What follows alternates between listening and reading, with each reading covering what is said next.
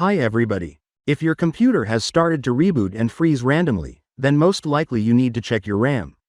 In Windows 10 and Windows 11, it is possible to test RAM without the help of any third-party programs, and it is easy and so simple that even an ordinary user can perform a primary diagnostic of RAM. Such a check will reveal memory problems with a 99% probability, if any.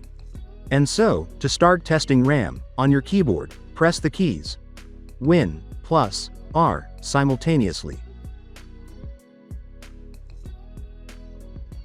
In the window that opens, enter this text. Click OK. Before starting the process, close all applications and documents, since testing will occur after restarting your computer. If you are ready, click Here, and the computer will restart.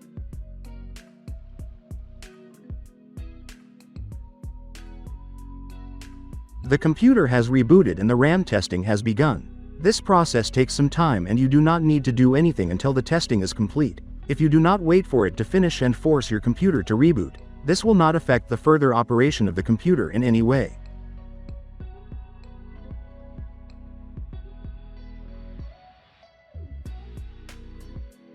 The testing process on my computer is ending, and I see that no errors in my RAM have been found. At this point you do not need to do anything. The computer should reboot automatically.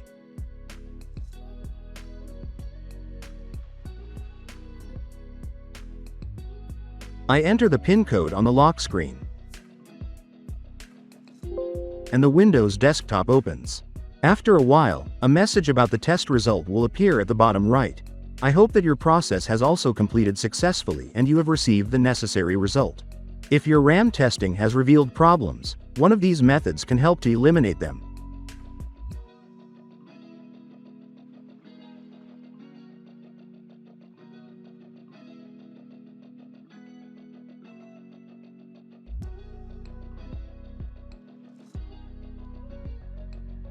If you found this video useful and liked it, please support it with a like and a subscription to the channel.